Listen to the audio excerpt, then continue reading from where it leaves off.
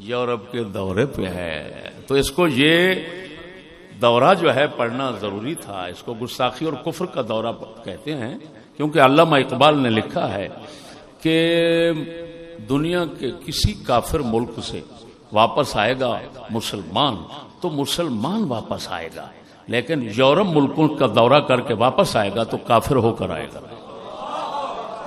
یہ علامہ نے کہا ہے. آپ کو معلوم ہے، مجھے تو نام یاد ہے، ننکانہ میں میرا خطاب ہوا تھا، بہت مدت پرانی بات ہے. ننکانہ میں تو وہاں ایک سکول ہے، اس سکول کا پرنسپل تھا عبد المجید، مجھے نام یاد ہے. میرا خطاب سننے کے بعد کہنے لگا، حضرت میں نے ایم اے کیا ہے بہاولپور یونیورسٹی سے، اور بہاولپور یونیورسٹی کا جو ہمارا استاد ہے اس نے یورپ سے پی ایچ ڈی کی ہے.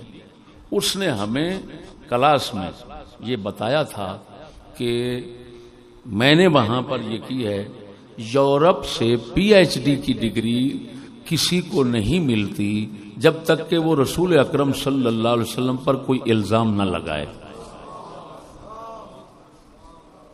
یہ کانوں سنی بات کر رہا ہوں. میں پچھلے دنوں گیا تھا تو مجھے کسی نے بتایا تھا کہ ابھی ہے وہ عبد المجید. بہت پرانی بات ہے، اب سمجھ آ گئی.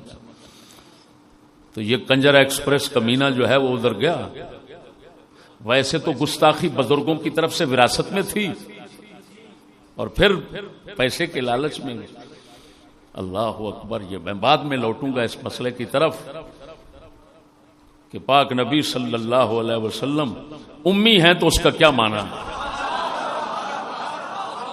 بڑوے اندھے کتے کمینے، تمہیں شرم نہیں آتی. عجیب بات ہے. مولانا ایک ہے منظور مینگل، وہ دیوبندیوں کا حافظ الحدیث اور بہت بڑا شیخ شمار ہوتا ہے. اس نے اس مسئلے پر اس کے خلاف کلام کیا. سارق مسعود کے خلاف اس نے کلام کیا. تو اس نے کہا قراءت متواترہ، قراءت متواترہ. اور میں نے کہا جاہل، تجھے ایسے شیخ بشیخ بنا رکھا ہے انہوں نے، تمہیں اتنا تمیز نہیں ہے. یہ مسئلہ قراءت کا نہیں ہے. قراءات متواترہ ہیں، کتابت متواترہ کا قول کسی نے نہیں کیا.